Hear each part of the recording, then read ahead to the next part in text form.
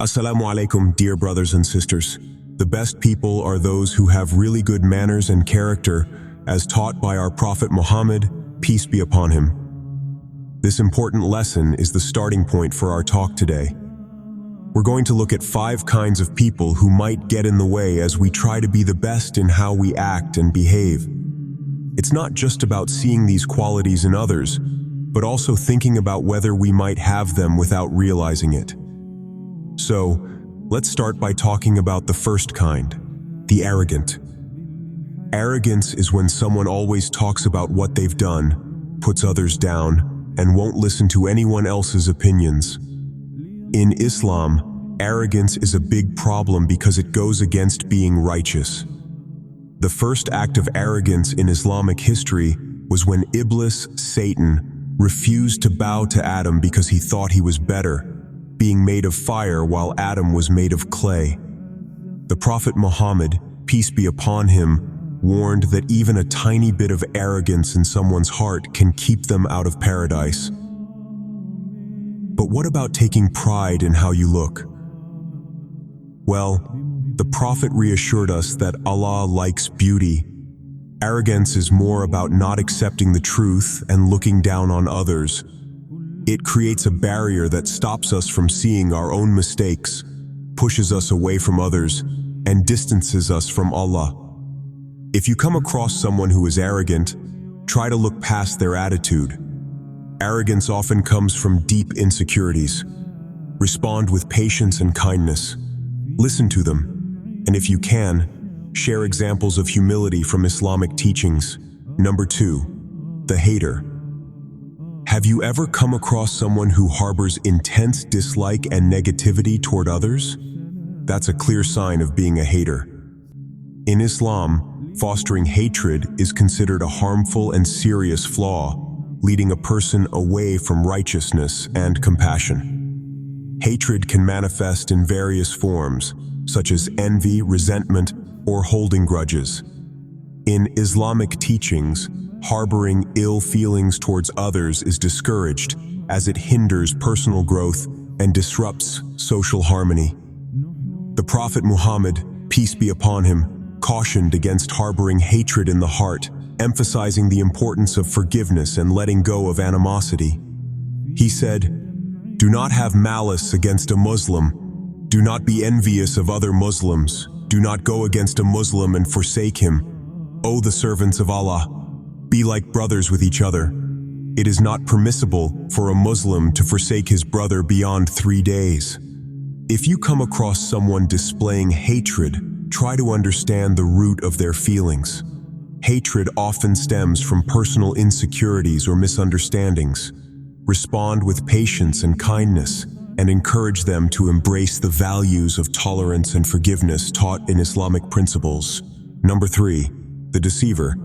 Have you ever encountered someone who tricks and deceives others, pretending to be something they're not?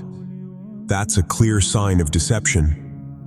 In Islam, being deceitful is seen as a serious flaw, leading a person away from righteousness and towards the tricks of Shaitan, Satan. The first act of deception in Islamic history is often associated with Iblis.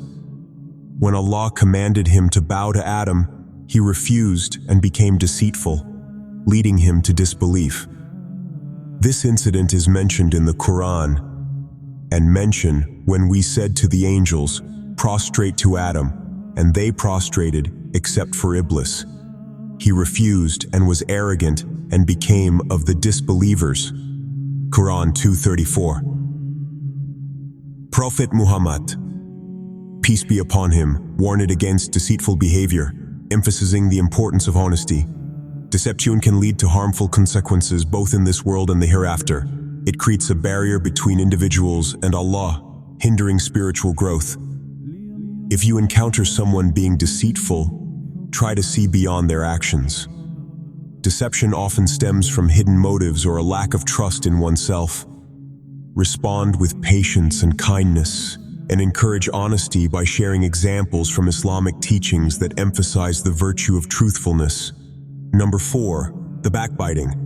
The Prophet Muhammad, peace be upon him, spoke extensively about the harms of gossiping and backbiting in various hadiths.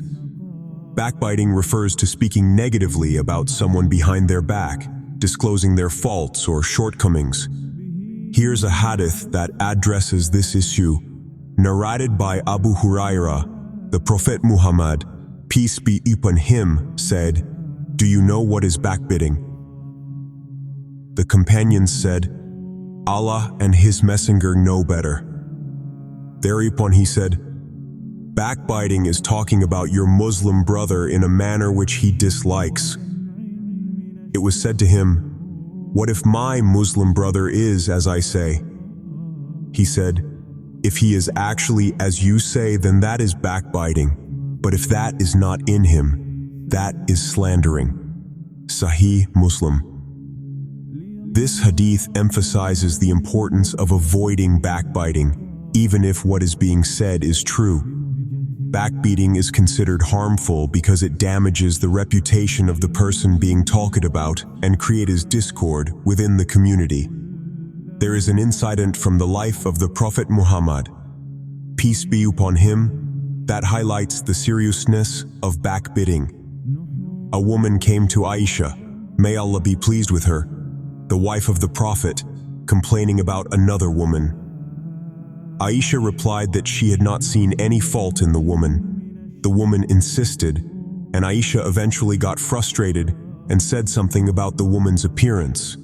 When the Prophet Muhammad, peace be upon him, learned about this, he admonished Aisha and reminded her of the importance of choosing words carefully and avoiding harm to others through speech. This incident illustrates the Prophet's commitment to promoting kindness in speech and discouraging gossip or backbiting. Muslims are encouraged to speak well of others, to keep private matters confidential, and to address conflicts or concerns directly with the person involved, rather than discussing them with others behind their back. This promotes a healthy and harmonious community based on trust and mutual respect. Number 5. The complainer. A lifelong complainer is someone who always finds something to complain about. This happens in various relationships, such as between spouses, parents and children, and employers and employees. It creates a never-ending cycle of discontent. The root cause of this constant complaining is a lack of contentment in life. The Prophet Muhammad, peace be upon him, recognized the importance of contentment and would pray for it. Constant complaining doesn't solve problems. Instead, it fosters negativity, leading to dissatisfaction, depression, and weakened faith. The real solution is to face problems realistically and see them as tests from Allah. It's essential to understand that not all complaining is bad. Sometimes voicing concerns is necessary, especially in difficult situations. However, it should be done constructively and directed to the person involved.